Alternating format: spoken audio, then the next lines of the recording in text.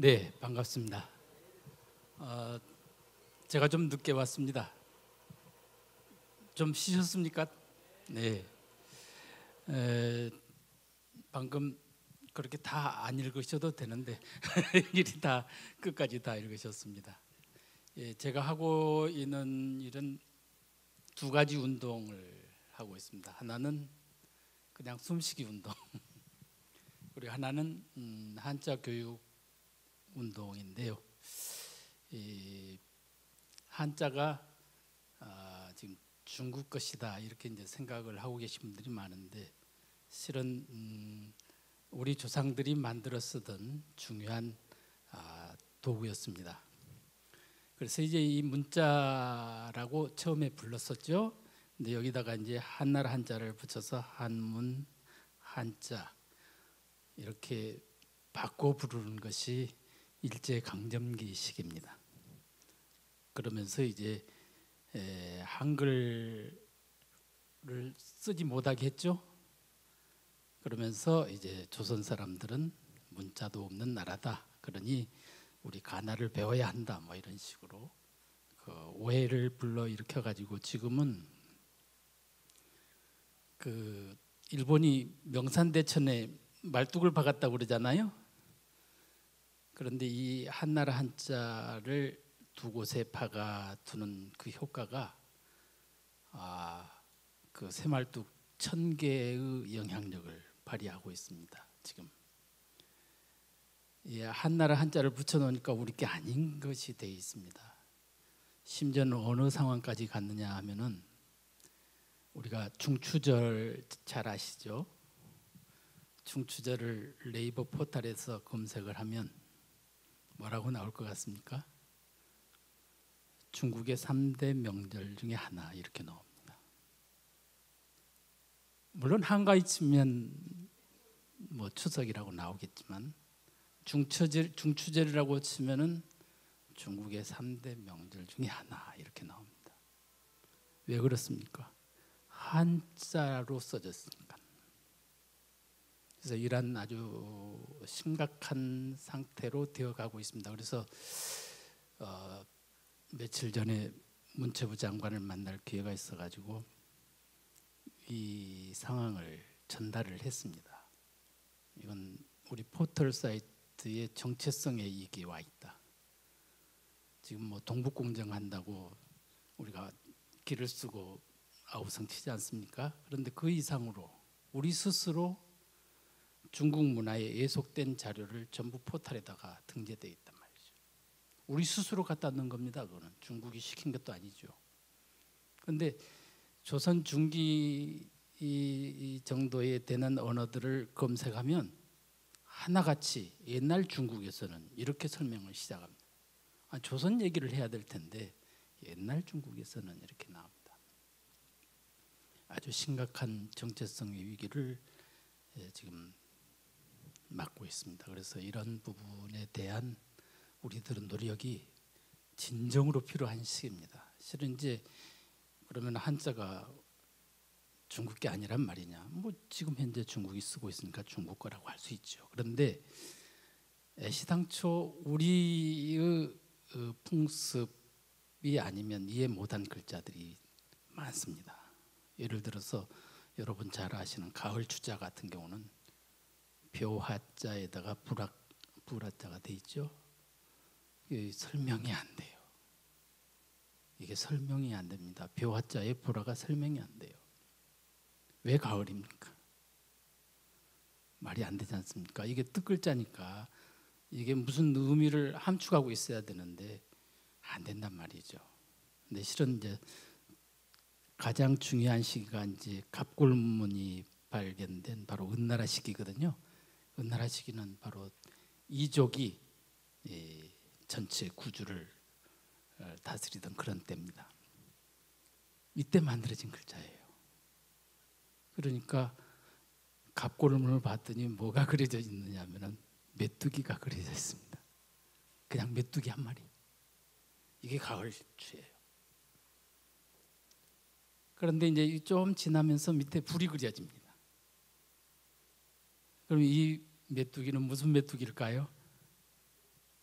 여러분 구워 먹었던 뱀메뚜기입니다. 중국 사람들은 이 메뚜기를 구워 먹을 줄 몰라요. 특히 그 메뚜기는 황충이라 해가지고 한 번 지나가면 모든 것을 다 갉아먹는 아주 흉년의 대명사죠. 중국 역사는 그렇게 기록되어 있습니다. 뱀메뚜기는 오직 이족들만이 구워 먹는, 가을에 구워 먹는. 특히 이 뱀메뚜기는 벼농사에 별 영향을 안 줍니다. 벼가 고개 숙일 무렵에 성충이 되거든요. 그러니까 이게 중요한 그 간식거리가 됐던 거죠. 우리 벼화자에다가 메뚜기에게 불을 해가지고 구워 먹는 그 시기가 가을이라는 거죠. 우리 풍습이 아니면 이 가을 주자를 설명할 방법이 없어요.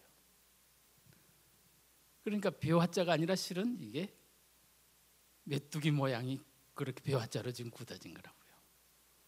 이런 측면을 가지고 보면은 우리가 얼마나 위대한 민족이냐. 조선시대에 이제 세종이 임금이 나오셔 가지고 글자를 백성에게 돌려줘야 되겠다. 글자라고 하는 건 고대 문명에 있어서의 신의 언어입니다. 신의 언어. 그래서 황제만이, 최고의 지도층만이 이것을 향유할 수 있는 도구였거든요. 조선시대에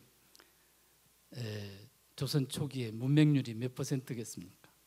99%입니다. 99%.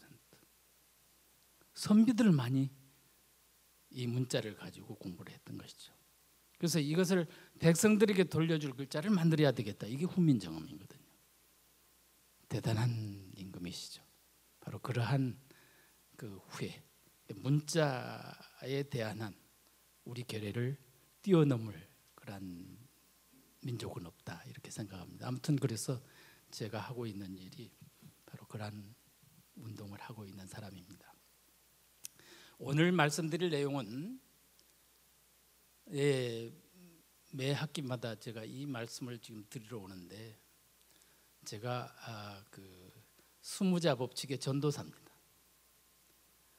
제가 성균관에 같이 운동을 하고 있는데 이 수무자 법칙은 전체 유림 모두의 필수 덕목입니다. 그래서 여러분께 같이 향유하는 그러한 시간을 가져보도록 그렇게 하겠습니다. 오늘 말씀드릴 내용은 지도자의 기본 덕목, 내가 먼저 갖춰야 될 덕목이 뭔가, 그리고 두 번째로는 지도자의 역할, 내가 리더로서 조직원들에게 어떠한 역할을 해야 되는가 하는 점입니다. 그리고 마지막으로 4차 산업혁명기에 총회 지도자 여러분들이 어떠해야 하는가를 가지고 말씀을 드려보도록 하겠습니다. 네, 지도자는 사전적 정의가 특정한 집단이나 사회를 앞장서 거느리고 이끄는 사람이다 이렇게 되어 있습니다. 이게 너나 할 것 없이 조직원이든 리더든 간에 사람이죠. 우리가 사람 인간입니다. 사람이란 또 어떤 것이냐 봤더니 생각을 하고 언어를 사용하며 도구를 만들어 쓰고 사이를 이루고 사는 동물이다. 동물이군요 우리가. 그런데 동물 중에서도 만물의 영장이다. 영장이라고 하는 뜻은 신령영자가 통명할 영자입니다. 환히 밝게 안다는 뜻이고 장은 어른이라는 뜻이죠. 환히 밝게 아는 그러한 우두머리, 이 그룹이 바로 사람이다. 만물 중에도 가장 우두머리 그룹의 사람이다. 그런데 이 영장이란 말을 사람만 쓰는 건 아니더군요. 영장류 그러죠. 영장류라 그러면 보통 정의가 어떻게 들었냐면 이 10개의 손가락을 자유자재로 움직여서 도구를 사용할 줄 아는 그러한 부류를 영장류라고 그럽니다. 원숭이 쪽도 영장류가 되는 거죠. 그럼에도 불구하고 그 원숭이를 뛰어넘는 그러한 인간이라는 것이 도대체 어떠한 차이가 있길래 만물이란 모든 동물들 가운데, 모든 식물과 모든 동물들 가운데 가장 우두머리가 될 수 있는가? 바로 사람 노릇을 하기 때문이다. 인도라고 하는 것은 사람이 걸어가는 길이죠. 예, 다른 말로 표현하면 사람 노릇을 하며 살아가는 것입니다. 같이 한번 읽어보겠습니다. 좀 한자가 나와서 좀 괴롭습니까? 천지지간 만물지 중에 유인이 최기하니 소기오인 자는 이기유오륜냐니라. 예, 지금 다른 얘기가 아니고 만물 가운데 가장 특출난 존재라고 하는 인간이란 이유는 뭐냐? 오륜이 있기 때문이란 말이죠. 예, 이게 이 말씀이 수천 년 전 동이족의 조상이라고 하는 그 조상 중에 한 분인 순임금이 맨 처음에 말씀을 한 겁니다. 우리 민족은 이 DNA를 가지고 있어요. 5가지 윤기, 오륜이 있기 때문이다. 그래서 이 5가지 여러분 잘 아시잖아요. 윤리 시간에 시험지에도 나왔습니까? 네, 나왔었죠. 부자유친, 군신유의, 부부유별, 장유유서, 부무유신. 여기 퀴즈 나갑니다. 퀴즈는 제가 말이죠, 선물을 가져왔어요. 이게 제가 2,000권 기증한 지금까지 살아오면서 40년이 넘는 옥편입니다. 이게 진화를 했어요. 맨 처음 3,500원 했어요. 3,500원. 그런데 내용도 진화를 했어요. 예. 그래서 이게 소설책처럼 읽으면은 재밌습니다. 예. 이게 지금 한 24,000원 뭐 그런 것 같아요. 이거 드리겠어요. 대신 3번 읽어야 됩니다. 3번. 다음 학기에 와서 검사. 예. 그 초등학교 교장 선생님께서 정년을 하시고 대학검정이라 찾아오셔서 자리 내놔라. 자리 드리는 건 문제가 아닌데 과제가 하나 있습니다. 뭐냐? 이 3번만 읽고 오십시오. 네, 3번만 읽고 오시라고. 진짜 3번 읽고 오셨어요. 3번 읽은 동안에 저서가 한 권 나왔어요. 그러고서 같이 근무하는 동안 10년도 되기 전에 7권의 저서가 나왔어요. 27번 읽었어요. 읽으면 읽을수록 이 한자에 눈이 뜨여지는 그런 것입니다. 그래서 한자가 어렵습니까? 어려운 이유는 뭡니까? 안 봐서 그렇습니다. 본 것과 안 본 것 그 차이밖에 안 되거든요. 그래서 이걸 소설책 읽듯이 읽어가시면 아주 찐맛이 납니다. 찐맛이. 자, 이 오류는 가정윤리일까요? 사회윤리일까요? 아니면 가정윤리이자 사회윤리일까요? 1, 2, 3번 정답. 정답해야 돼. 정답. 네. 3번. 이게 문제가 샜나? 네. 아, 역시 1번. 다 나왔군요. 1, 2, 3번. 네. 3번 정답. 네. 했으면 좋겠죠. 2번 누구였어요? 2번? 뭐죠? 사회윤리. 뛰어나오십시오. 와우. 박수.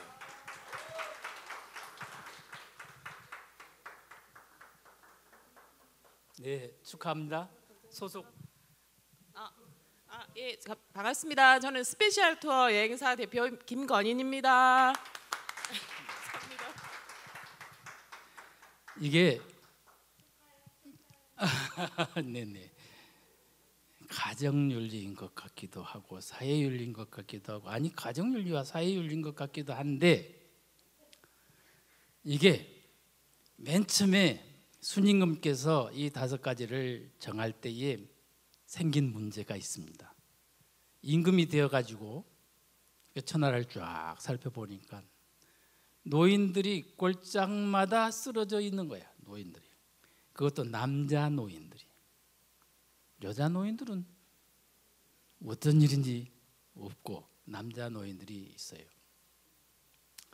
그리고 또 이렇게 훑어보니까 육아 문제가 복잡해요. 육아 문제가. 남자들이 이 육아 문제를 돕지를 않는단 말이죠.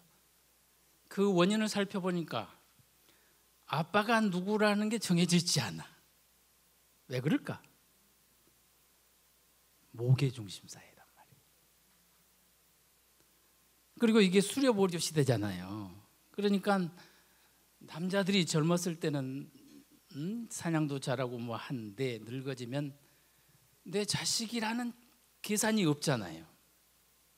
그러니까 봉양받을 의지처가 없어졌어요.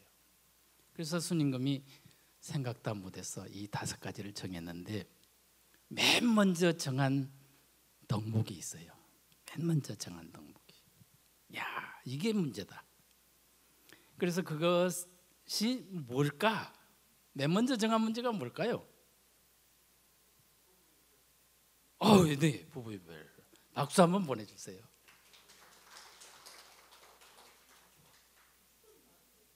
네, 부부유별이 핵심이었어요. 부부유별의 뜻이 뭐냐? 남편과 아내. 남편과 아내는 분별이 있습니까? 남편과 아내는 분별이 있다고 안 해놨죠. 부부는 분별이 있어야 한다.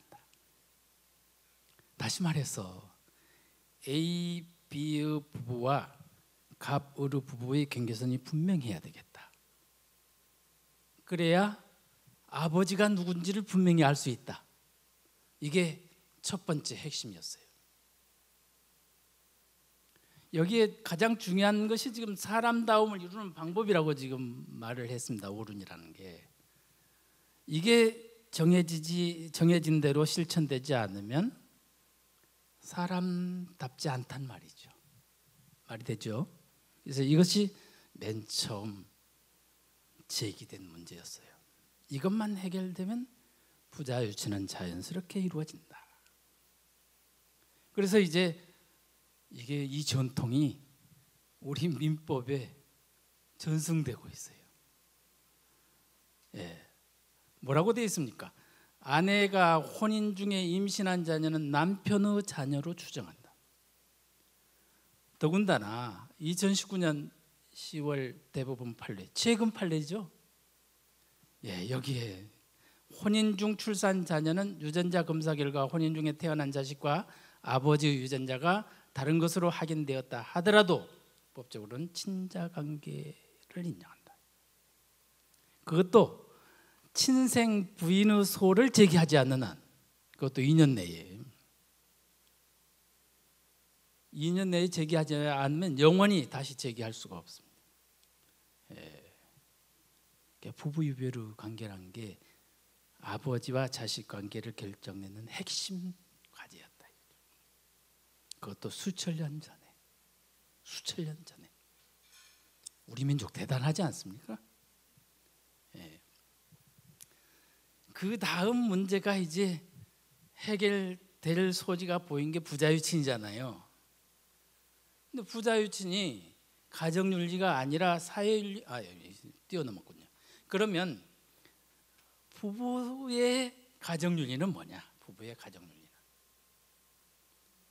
지금까지 알았던 건 남편 할 일 따로 있고 아내 할 일이 따로 있다. 이런 정도로 지금 우리가 이해하기 쉬운데 그게 아니고 남편과 아내는 언제나 은혜해야 된다. 은혜한단 말 아시죠? 아니 사극 같은 데 보면 은혜하고 하지 않습니까? 예, 은혜가 저 앞에 있습니다. 은혜 은자 사랑의 자. 사랑할 뿐만 아니라 은혜롭게 사랑한단 말이에요. 은혜 은자를 가만히 보면 이 원인 인자의 마음심자거든요. 원인 인자의 마음심. 네가 무슨 짓을 하든 나는 항상 네 곁에서 네가 나를 든든하게 생각하는 원인자가 되겠다. 예, 이게 은혜입니다. 은혜. 우리 어떻습니까? 당신이 옆에 있어서 참 든든해요. 이게 우리가 그 상대에게 받는 감동이지 않습니까? 그런 감동의 대상으로 내가 너에게 존재하겠다. 그러니까 옛 조상들은 대단한 거죠. 조선시대만 하더라도 은혜라는 말이 상용어잖아요. 상용어. 실제로 그랬는지는, 실제로 그렇게 행동했는지는 잘 모르겠지만, 네, 실제로 그렇게 행동했습니다. 우리가 가만히 보면, 제가 미국서 학회를 하는데 교수가 나와가지고 유교 때문에 여성들이 고생을 했다고 이렇게 얘기합니다. 유교 때문에 여성들이 천대받고 고생했다고 합니다. 그렇게 생각하시죠? 여러분 어떻게 생각하십니까? 남존여비, 이게 어떻게 된 겁니까? 남존여비 말은 같은데 그런 뜻이 아니거든요. 조선시대에 안방 마님과 사랑채 주인이 반말 치는 거 봤습니까? 서로 정말 공경하죠. 그러면 이게 어떻게 해서 엄마 아빠들이 고생하는 것을 우리가 보고 자랐는가? 한번 생각해 보십시오. 이 갑오갱장 이후에 노비 제도가 없어졌죠. 그러니까 갑오갱장 이전에 성씨를 가지고 있는 인구가 전체 인구의 30%에서 40%밖에 안 돼요. 나머지는 성씨가 없어요. 그럼 말하자면 그 아래 계층의 이 인원들이 전부 한꺼번에 일반 국민으로 거듭나 버린 거죠. 그런데 이 습관은 갑자기 안 바뀌잖아요. 여종들이나 남종들이 밥 먹는 자세가 어떻겠습니까? 부뚜막에서 밥 먹고 뭐 이렇지 않겠습니까? 남자와 여자의 관계에서가 아니라 사대부와 그 노예 그 아래층의 관계 속에서 이게 밥 먹던 그러한 습관이 우리 어머니 아버지에게까지 넘어와 버린 거는 거죠. 조선시대는 절대로 유교 국가에서 여성을 낮게 보지 않았습니다. 네, 심지어는 그 삼종지도라고 하잖아요. 삼종지도 들어보셨죠? 집에 있을 때는 아버지를 따르고 남편에게 시집가서는 남편을 따르고, 예, 남편이 죽으면 자식을 따른다. 이게 삼종지도잖아요. 삼종지도라는 말은 같은데 번역이 달라요. 번역이. 삼종지도에 얼마나 순간 여자의 일생인지 한번 보시겠습니까? 아버지랑 같이 친정집에 있을 때는 아버지의 뜻을 따른다는 것이죠. 근데 아버지의 뜻을 따르는 경계가 뭐냐?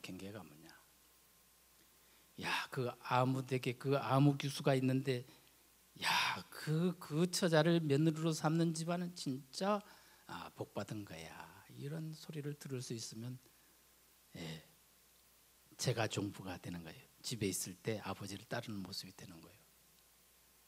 못 있잖아요. 그런 칭찬받고 살았잖아요, 여러분.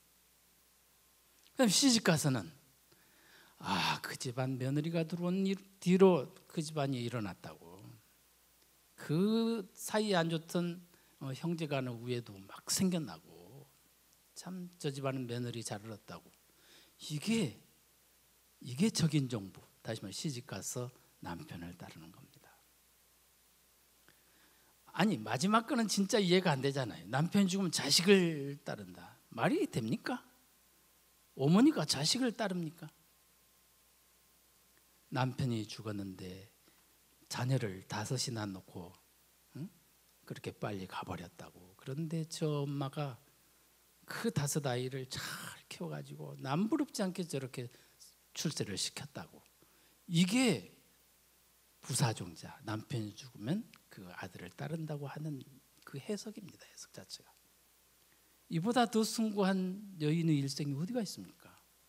정말 대단한 거죠. 그런데 이걸 전부 그냥 유교 탓을 해가지고 몰아붙이거든요. 잘못된 거죠.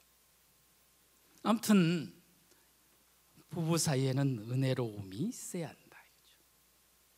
자, 오늘부터 부부 사이 은혜하기 첫째 날 잡자 이거죠. 잡아보시겠습니까? 이게 쉽지 않죠. 그냥 바라보면 원수인데. 그 다음에 부창부수, 남편이 부르면 아내가 따른다. 이것도 잘못 해석해요. 남편이 기쁜 노래를 부르면 아내도 덩달아서 기쁜 노래를 저절로 불러지고, 예, 남편이 슬픈 노래를 부르면 아내가 저절로 슬픈 노래가 불러지는, 예, 몸은 둘이지만 마음은 하나가 되는 그런 관계를 우리는 추구했단 말이죠. 어때? 오늘부터 부창부수 첫째 날 한번 해볼까요? 니는 네 생각이고 나는 나 생각이고. 네. 그 다음에 부부상경. 남편과 아내가 서로 공경을 했다. 심지어는요, 춘추시대 얘기인데 남편과 아내가 공경하는 모습을 바라본 그 관리가 그를 추천해서 대부벼슬을 내리게 합니다. 극결이라는 사람인데요, 아내가 들밥을 내오는데 보이자마자 달려갑니다.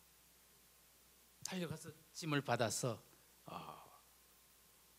내려놓고 이제 밥을 먹는데 이게 생전 처음 보는 사람 손님처럼 앉으시라고, 또 아내는 남편을 앉으시라고 서로 공경하는 모습을 바라보니 이 사람이 이제 임금에게 와서, 야, 극길이라는 사람을 보았는데 부부 사이에 그렇게 공경하는 모습을 보니 백성들의 귀감이 될 만합니다. 저희를 대부로 삼읍시다. 대부벼슬을 줍니다.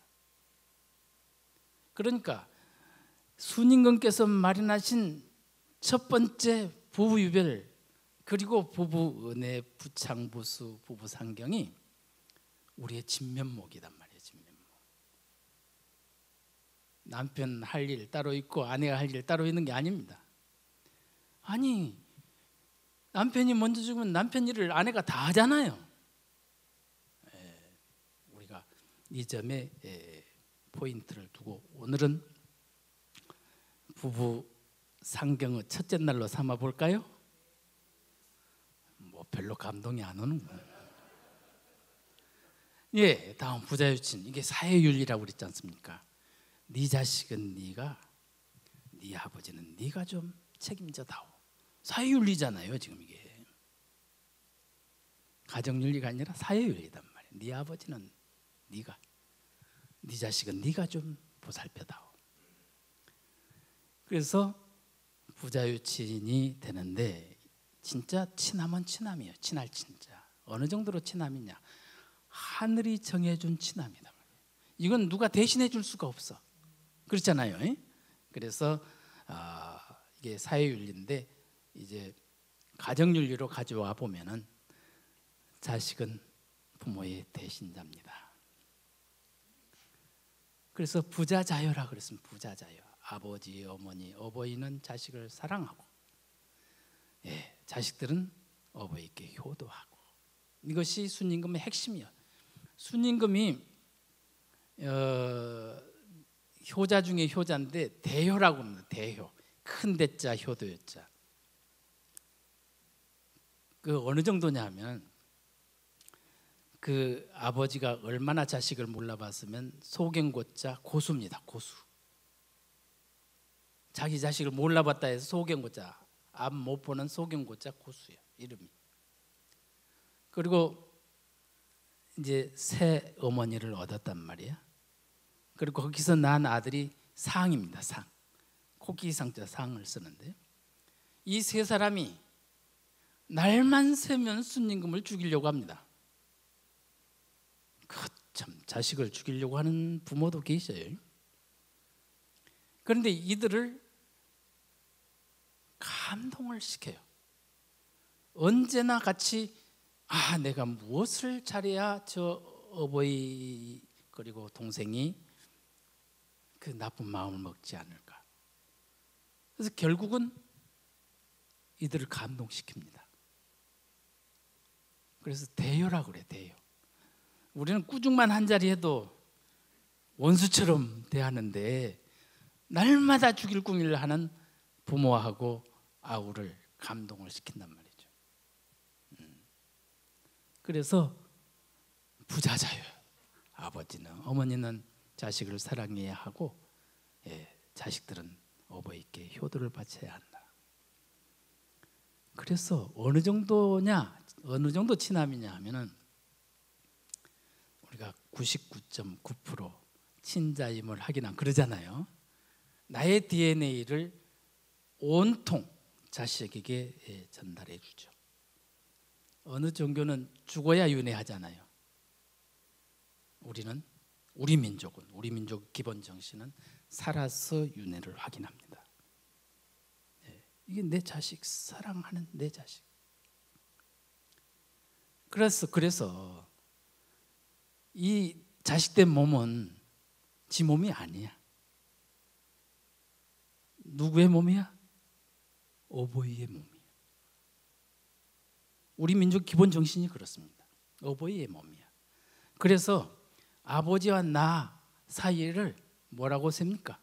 일대 그렇게 씁니다. 일대. 대자가 대신할 대자거든요. 아버지를 대신한 몸이야. 그러니까 윤회 아니고 무엇입니까 이게?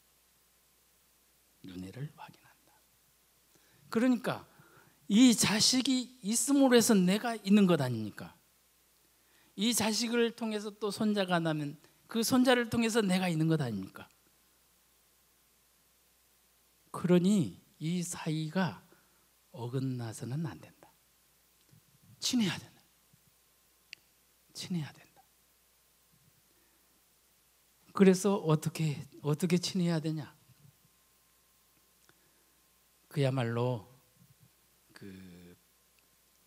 우리가 제사를 지낼 때 보면은 옛날 어르신들은 열흘 동안 제계를 했습니다. 제계란 거 아시죠? 목욕 제계. 7일 동안은 멀리 외출도 가지 아니하고 이제 주변에서 제삿날을 오기를 기다리죠. 나쁜 짓 하지 않고. 제사 3일 전에는 아예 살아생전에 그분이 쓰시던 물품, 그분이 입으시던 의복 이런 것들을 전부 정리하고 그 제사 당일날 이제 맞이하는데 이 제사 당일날 말이죠. 맨 처음에 뭐합니까? 강신예라고 해가지고 향을 피워서 허공에 계시거들랑 이 향을 따라서 임어하소서. 또 하나 이제 울창주 이 모사그릇에 따르면서 혹시 땅에 계시거들랑 이 향을 맡고 임하소서 하고 그 의식이 있단 말이에요. 근데 이 돌아가신 어버이가 과연 어디에서 올까요? 허공에서 올까요? 땅속에서 올까요? 우리는 모르잖아요. 근데 옛날 어르신들은 이걸 보는 사람이 어디서 오는지 제주 몸에서 나오더라는 거예요. 제주 몸에서. 제주는 뭐죠? 지금 제사 바치는 장소는 그 몸에서 나오더라는 거예요. 그도 그럴 것이 요즘 양자역학이 유행이잖아요. 과학세계에 양자역학이 한해 긁거든요 지금. 이게 다 분산되지만 양자로 남는다고. 양자로 아주 미립자 소립자가 돼서 양자로 남는데 이들은 비처럼 파동을 한다는 거지. 어디에 깃들어 있느냐? 99.9% DNA가 같은 자식의 몸을 통해서 오게 된다는 거죠. 오게 된다. 그래서 이제 재계가 잘 된 사람은 거동 소리가 들려 오신 것 같다. 더 잘된 사람은 모습도 보여. 더 잘된 사람은 오셔서 훈계도 하신다네. 너 요즘 이런 일이 있던데 그 일은 그렇게 처리하면 안 된다. 일러주시고도 간다는데, 자, 이쯤 되면 1년 중에 제삿날만 기다리지 않겠어요? 그런 제사를 드려본 적이 없잖아 우리가. 그러니까 그냥 모든 제사 한 날 합쳐가지고 그냥 형식적으로 안 하는 것보다는 낫겠지. 네. 그런 정도로 친하단 말이야. 내가 윤회한 실물이단 말이야. 그러니까 친하게 지내야 되겠죠. 그래서 심지어는 가르치지 말라고 해요. 자기 자식을. 자기 자식은 자기가 가르치지 말라고 해요. 맹자께서 하신 말씀이요, 역자의 교지라. 자식은 바꿔서 가르쳐라. 내 자식에게 나에게 효도하라고 가르칠 수 있어요? 좀 이상하잖아요. 그러니까 자식은 바꿔서 가르쳐라. 가르치다 보면 성질 나지. 그럼 이게 친함이 깨지잖아요. 이게 친해야 되는데. 그래서 친함을 유지하는 방법, 감동을 시킬 양이 아니면 절대 침묵해라. 아니 지금 친함이 깨질 판인데 잔소리가 되지 않습니까? 그가 감동시킬 수가 있는 상태에 얘기를 꺼내라. 그런 자세가 되어 있지 않으면 차라리 침묵을 해라. 아침 준비하시면서 자녀들 깨우는 게 일상이잖아요. 처음에 엄마가 이제 야 시간 됐다 일어나, 아주 부드러운 목소리죠. 3번, 4번째 되면요 옥타브가 올라가서 아주 그냥 잡을 듯이 이제 소리치죠. 7번째는 진짜 악에 받쳐서 소리치죠. 그런데 그 악에 받쳐서 난 소리를 5분 동안 기운을 채취해가지고 이걸 정제해서 12마리 들어있는 12마리 독사 12마리가 들어있는 우리에다가 넣었더니 7마리가 죽어버려. 아침 이 중요한 시간에 엄마의 도끼로 온 집안을 물들여야 되겠냐. 10초만 깨우는 방법이 있어요. 10초만 깨우는 방법. 알려드려요?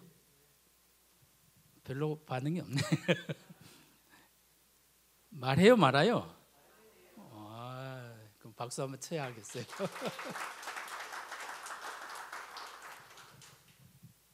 방에 들어가서 진짜 멀리서 하면 제가 해봐도 멀리서 저 싱크대에 있는 데서 뭐라고 하면 아내 소리 안 들려요.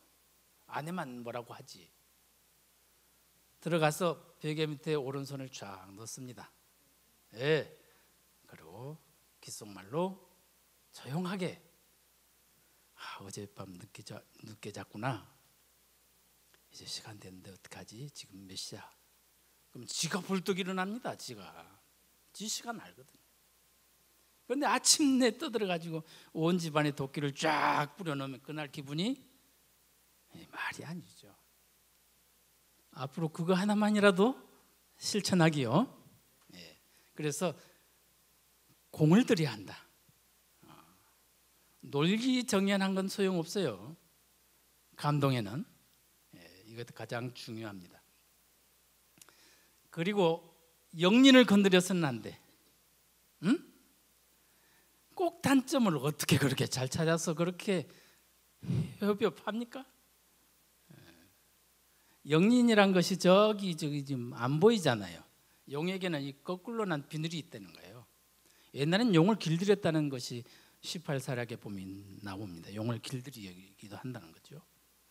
그런데 용 길들 잘 따르다가도 저 영린을 건드리면 그냥 그 사람을 잡아먹어버립니다. 용도 하물며 그러는데 사람의 영린을 건들면 가만히 못 참죠. 남편의 영린, 아내의 영린 어떻게 그래 잘 찾는지. 영린을 찾았으면 감추어줘라. 이게 핵심입니다. 그리고 이제 세 번째 군신유의라는 게 있죠. 요즘 임금과 신하가 없는데 무슨 군신유의냐 그러는데 바로 조직원과 지도자, 사장님과 회사원, 네, 언제든지 존재하죠. 그래서 이 사이에는 뭐가 있어야 되냐? 의리가 있어야 된다. 의리 없는 놈은 뭐죠? 사람도 아니죠. 사람다움을 이루는 방법은 의리를 지켜야 된단 말이죠. 여기에는 바로 리더십이 필요하고 팔로워십이 필요하고 심지어는 파트너십이 필요하다. 이게 다 의리로서 이 정신이 유지가 됩니다. 우리가 지금 전부 회사의 다 대표자들 같으신데 여러분들이 가장 명심해야 될 사항이 바로 리더십 그리고 팔로우십 다 이해합니다. 또 동반자 정신이 가장 중요하죠. 네 아니면 이 회사가 존재할 수 없다고 하는 정신, 그런 자세가 필요하다. 여기서 가장 중요한 것은 우선 눈에 보이는 이익, 이것을 취할 것이냐, 지금 손해인데 그래도 의리를 지킬 것이냐, 지금 손해인 의리를 택했음에도 불구하고 훗날 보면 그것이 더 큰 이익이 된다는 사실을 우리는 매번 경험합니다. 지금 눈앞에 이익을 취했을 때 분명코 이익인데 뒤에는 그것이 손실이 된다는 것을 우리는 종종 확인합니다. 의리를 지킵시다. 그래야 되겠죠? 네. 그리고 네 번째 장유유서입니다. 이 장유유서는 보통 집안에서 이제 형제, 형과 아우 관계, 또 집안 종중에서는 이제 숙질 관계, 아저씨 학렬, 조카 학렬, 이러한 것들이 다 장유에 해당되는데 여기에 가장 핵심은 형제간의 사연입니다. 형제간의 사연. 형은, 아우는 누구의 대신자입니까? 어버이의 대신자란 말이야. 아까 말씀드렸잖아요. 내 몸이 어버이의 대신자이듯 형도 아우도 어버이의 대신자예요. 그러니 공경할 수밖에 없죠. 존중할 수밖에 없죠.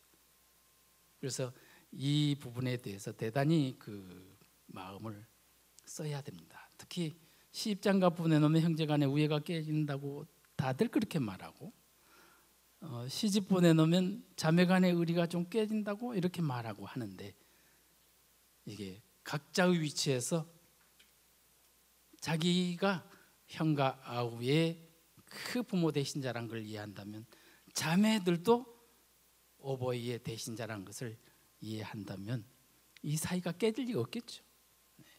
그래서 우선 형제 우애가 가장 중요하다. 요즘 뭐 형제 우애를 논할 계제가 못 돼요. 하나밖에 없으니. 그렇죠? 그러더라도 사촌간이라도 이제 짝을 맺어줘야 된다는 말이죠. 그래서 형은 항상 우애하고 아우는 형에게 공경을 받지 한다, 이런 뜻입니다. 그리고 이제 붕우유신 마지막 단계인데, 붕과 우가 좀 차이가 있네요. 보붕자는 동문들을 다 붕이라고 부릅니다. 여러분은 같은 기수 붕이 됩니다. 그리고 우리 총장님과 여러분은 뭐가 될까요? 우가 됩니다. 동지죠, 동지. 충효예를 위해서 앞서 나가는 동지죠. 그래서 옛부터 사제, 스승과 제자 관계를 이 붕우유신에서 다룹니다. 그래서 이제 옛날 그 스승과 제자 관계의 기록을 사우록이라고 합니다. 스승사자, 보두자, 사우록이라고 정합니다. 이해가 되시죠? 그러니까 여러분은 붕이고 총장님과 여러분은 우다. 나이와 관계가 없죠. 지위와 관계가 없습니다. 가르침을 받는 그런 관계일 때. 그래서 이제 같은 붕 사이에는 뭐가 필요하냐? 이유보인이라 무엇을 통해서 이제 서로 그 장점을 보태주는 그 역할을 해줘야 됩니다. 사제관계는 어떻겠습니까? 존경과 그리고 실천, 이게 가장 중요한 덕목이 되겠습니다. 그래서 이제 이 5가지 이 조목 수무자 법칙이라고 했습니다만은 이 5가지 조목 수무자 법칙을 살펴봤습니다. 그런데 가만히 분석해 보니까 아버지, 자식, 지도자, 구성원, 남편, 아내, 형님, 아우, 동문, 동지 10개의 인격체가 나왔어요. 그렇죠? 이 10개의 인격체가 이 몸에 다 있죠. 내가 아버지도 될 수 있고 자식도 될 수 있고 벗도 될 수 있고 스승도 될 수 있고 다 있죠. 그래서 여기에 내 몸 만들기 텐세이브라고 했습니다.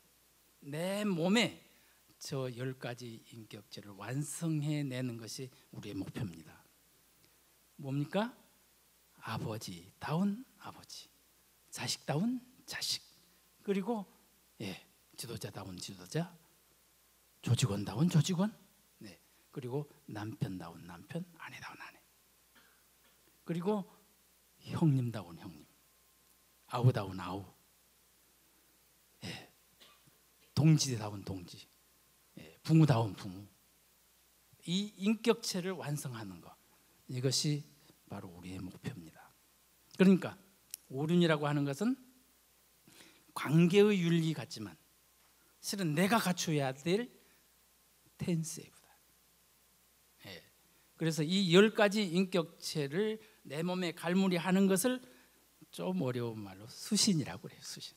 닦을 숫자, 몸신자. 몸을 뭘로 닦느냐? 저 10가지를 세이브시키는 거다. 이걸 완성하면 우리는 뭐라고 하느냐? 어른이라고 그래요.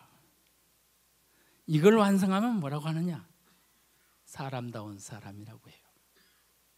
그래서 우리에게 꼭 필요한 이 10가지를 우리는 실천해 내야 된다. 이 몸에 갈무리해야 된다. 이게 우리 얘기입니다. 그런데 내 몸 만들기 첫 번째 과제가 뭐냐? 혁신입니다. 혁신. 이 가죽혁자가 바꿀혁자입니다. 바꿀혁. 혁명이라고 하죠. 바꿀혁. 그 다음에 새로울 신. 새롭게 바뀌는 거다. 오늘 이 시간부터 새롭게 바뀌는 거다. 이게 사전적 의미로 혁신은 조직의 혁신을 얘기하고 있죠. 일체의 묵은 제도나 그러한 방법들을 다 고쳐서 새롭게 하는 거다. 그러면 내 한 몸의 혁신은 뭐냐? 잘못된 습관을 모조리 바꾸는 거다. 내 몸의 혁신은 잘못된 습관을 모조리 바꾸는 거다. 지금까지 했던 말투, 지금까지 했던 사소한 행동, 이 모든 습관을 다 바꾸는 겁니다. 그러지 않고는 앞에 나왔던 10가지 텐세이브를 이룩할 수가 없단 말이죠. 어느 정도로 어렵냔 말이죠. 습관 바꾸는 게. 제가 그 초등학교 졸업하고 중학교를 가는데 하도 집이 산골이어 가지고 백운산 바로 밑에 하늘 아래 첫 동네. 그러니까 중학교 가서 집에 올 수가 없잖아요. 그러니까 자취를 하게 됐어요. 중학교도 갔으니 이제 말투를 바꿔야 되겠다. 아버지께는 존댓말을 썼는데 어머니께는 반말 친단 말이죠. 그걸 바꾸려고 일주일 내 연습을 하고 집에 가서 첫 주에는 입도 뻥끗 못하고 왔어요. 실제로. 아니, 말투 하나 바꾸는 건데 연습을 해도 안 돼. 그 다음 주에는 어머니 학교 다녀왔습니다까지 했는데 그 뒤에 또 안 돼. 한 달 되니까 그냥 자연스럽진 않지만 높임말을 계속 쓰는 상황이 됐어요. 석 달을 하고 나니까 내 마음속에 뭐 꺼릴 것도 없이 이 높임말 쓴다는 의식도 없이 해도 높임말이 나오더라고요. 그래서 옛날 어른들은 100일을 그렇게 소중히 여겼어요. 100일.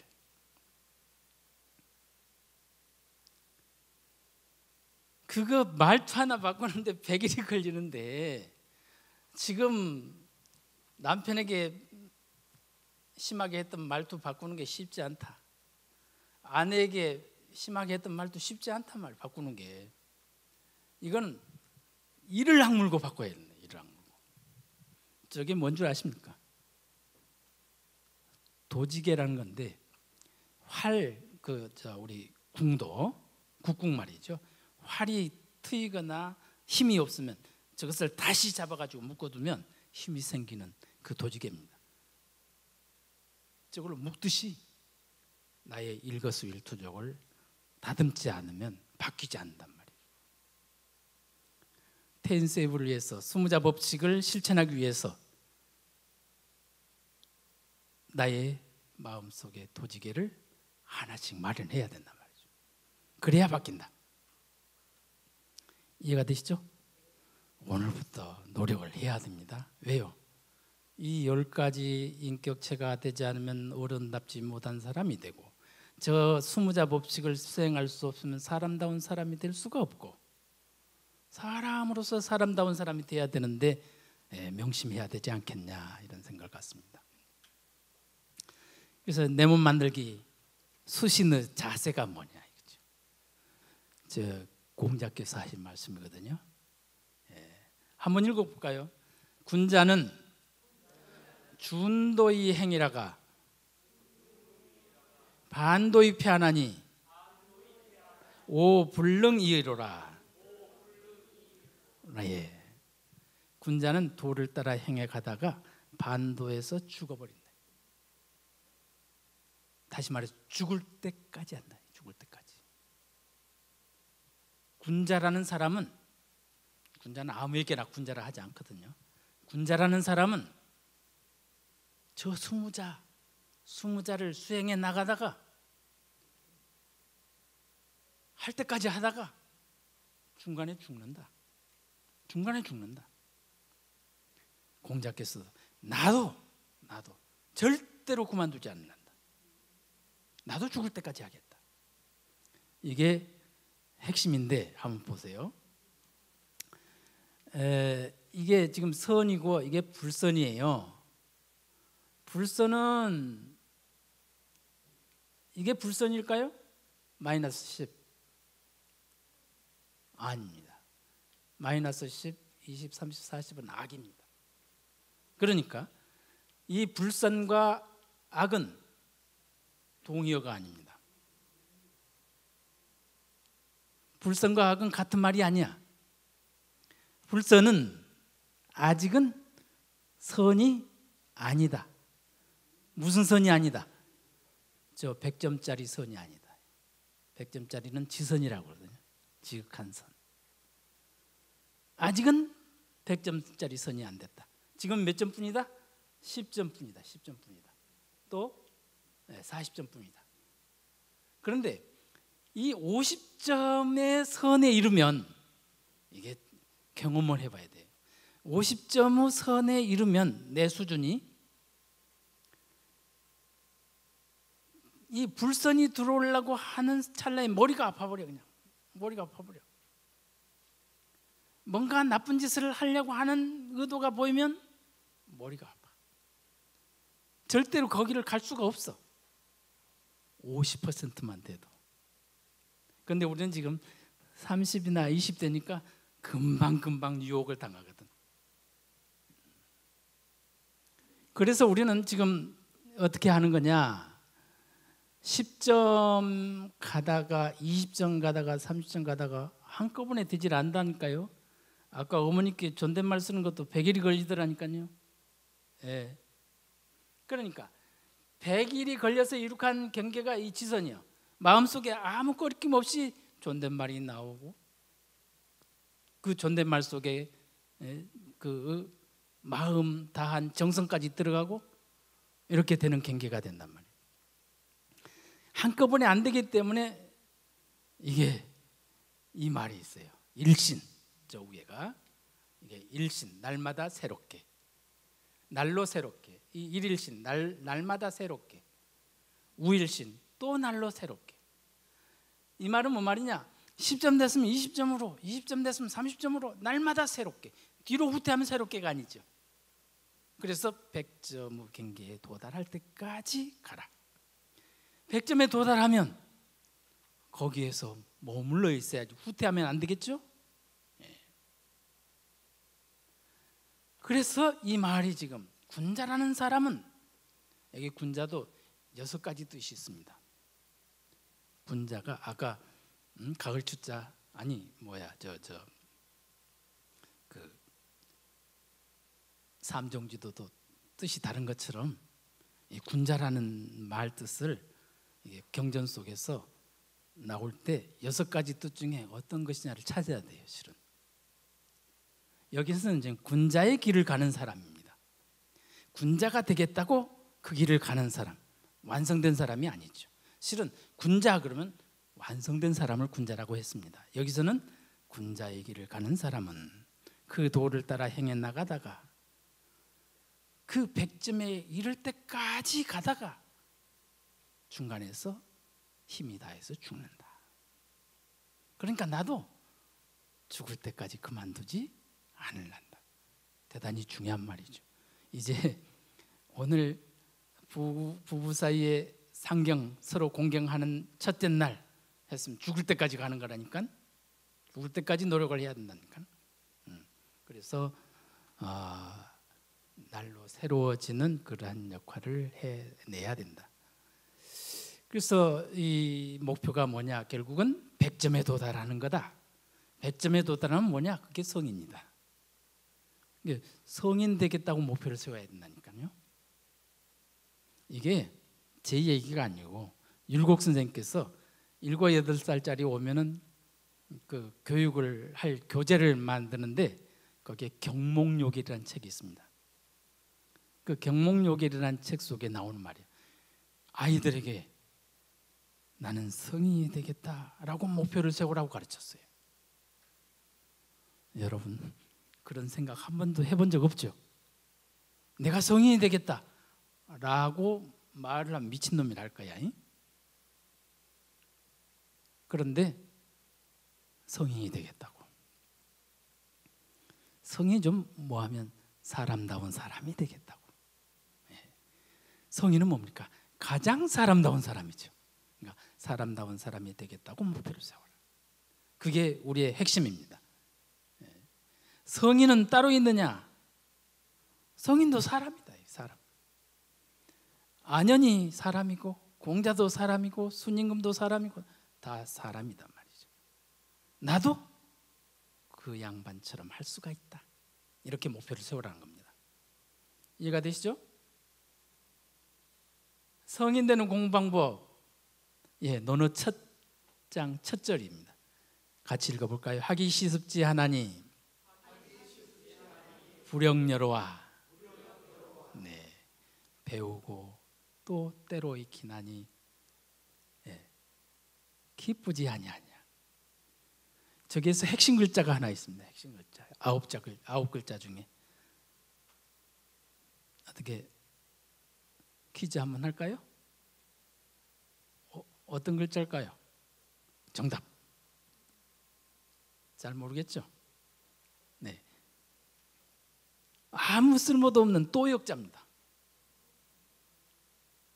공자께서 바라보시니까 모두 기쁨으로 삼는 게 돈 버는 일, 부자 되는 일, 높은 지 차지하는 일, 다 그런 거에 세상 눈이 들어가 있는데, 자 봐라, 사람다운 사람이 되자고 배운 행실을 매번 반복해서 실천해가지고 지선 100점짜리에 도달하는 순간까지 과정마다에서 우러나오는 기쁨, 그 기쁨은 세상 사람들이 바라보고 있는 지위가 높아지는 기쁨보다도, 부자가 되는 기쁨보다도 훨씬 더 기쁨이 여기에 있단다. 또역자입니다. 또역자. 못 있죠. 공자님이 아니면 이 말씀을 할 수 없어요. 그래서 배운다고 하는 것은 뭐냐? 총명해지는 겁니다. 배운다고 하는 것은 총명해지는 거예요. 총명이란, 총자는 귀 밝을 총, 명자는 눈 밝을 명. 그러니까 내가 보는 것마다 진실을 볼 수 있어야 된다. 내가 듣는 것마다 진실을 들을 수 있어야 된다. 그런데 우리는 어떻습니까? 직감량에 가지고 있는 생각으로 보고 듣는단 말이죠. 어느 정도로 이게 문제가 되냐면요, 공자학단에서 벌어진 일입니다. 이 공자님이 이게 양호난에 짚혀가지고 진나라 채나라 사이에서 아주 공공을 당합니다. 보름 동안 한 끼도 제대로 못 먹었어요. 난을 피해 도망가느라고. 그래서 같이 그 이동하던 제자 무리들과도 막 헤어져 버려요. 자루란 사람이 그 마을 사람들을 만나가지고 우리 스승님 못 봤냐고 그러니까 이 사람도 은자죠. 실은 공자를 알면서 야, 네 스승은 내가 잘 모르겠고 저 동구 밖에 상갓집 개처럼 축 처진 늙은이가 하나 있더라. 이렇게 말합니다. 상갓집 개가 거기서 나옵니다. 상갓집 개는 주인이 슬픔에 잠겨 있는데 개밥 챙겨줄 여력이 없죠. 그러니까 밥 못 먹고 처져 있는 모습, 그런 모습으로 공자가 계실 정도로 혼란을 당했죠. 이 공자학단에는 진짜 펀드 매니저가 있습니다. 요즘으로 말하면 펀드 매니저. 자공이란 사람이 기가 막히게 장사를 잘해요. 여기 채소를 저쪽에 팔면 4배 수익이나 탁 합니다. 이 판세를 잘 읽어. 그래서 공자학단의 재정을 거의 건사하다시피 했어요. 우리 충효의 대학의 재정은 누가? 여러분 제자 중에서 누가 책임져야 되는데, 그 어려운 시국에 또 쌀 한 가마니를 짊어지고 옵니다. 자공이. 야, 그래서 이제 자루하고 안연히 밥을 짓습니다. 밥을. 그런데 밥 냄새가 어떻게 그렇게 맛있습니까? 향기롭죠. 실은 밥 익는 냄새가 향기롭잖아요. 자공이 이렇게 보니까, 자공하고 안연은 나이가 비슷해갖고 경쟁 관계예요. 실은. 근데 맨날 안연만 칭찬받거든. 어느 정도로 칭찬받냐면, 다 안연을 내가 지켜보니까 석 달 동안 지켜봐도 저 한 점 흐트러짐을 못 봤다. 한 점 실수한 점을 못 봤다. 이런 정도로 칭찬을 합니다. 석 달 동안 지켜봤는데 실수 안 했다면 그 이유는 실수했겠습니까? 안 했겠습니까? 안 하죠. 그러니까 거의 공자 당신보다도 안연이 더 뛰어나다고 생각합니다. 그런데 자공이 보니까 솥을 열고 밥을 집어먹거든. 충격. 그래서 쪼르륵 공자께 갑니다. 가서 스승님, 군자 된 사람이 배고픔에 직면하면은 군자고 모형이 없군요. 이럽니다. 무슨 말이냐? 아니 글쎄, 안연이가 그렇게 칭찬하시던 안연이가 밥을 지금 허겁지겁 집어먹고 있습니다. 그래? 야, 그럴 리가 있느냐? 아니 선생님, 내 눈으로 똑똑히 봤는데 지금 안연 편을 들고 있습니까? 그래, 한번 지켜보자. 이제 자루가 밥상을 딱 들고 옵니다. 자루는 공자님하고 5살 차이밖에 안 나. 그러니까 가장 어른이거든, 제자 중에. 공자께서 이런 말을 합니다. 우리가 보름 동안 이제 처음으로 밥다운 밥을 맞이했으니 오늘 제사를 좀 올려야 되겠다. 제를 좀 올려야 되겠다. 안연이가 화들짝 놀라면서, 스승님, 이 음식으로는 제사를 바칠 수가 없습니다. 아니 왜 그러느냐? 아니 글쎄, 제가 뜸이 돌았나 솥뚜껑을 여는 순간 바람이 불어서 건불이 날아들어가지고 빨리 드러낸다고 들었는데 밥 3톨이 붙었습니다. 이 3톨을 버릴 수가 없어서 이 아깝게 마련한 거니까 그 3톨을 제가 먼저 먹어버렸는데 이건 신이 흠양할 음식이 아닙니다. 자공의 얼굴이 홍당무가 돼가지고 뒷눈으로 똑똑히 봤다고 그렇게 큰 소리 쳤는데 허겁지겁 밥 집어먹은 것이 아니군. 그래서 공자께서 제자들에게 말합니다. 제자들아, 앞으로 너희들이 보았다고 해서 본 것이 아니다. 들었다고 해서 들은 것이 아니다. 이해가 돼요? 여러분 앞으로 그럴 것 아니에요. 그래요? 반도 안 했는데 네, 우리는 눈으로 똑똑히 봤다고 주장하잖아요.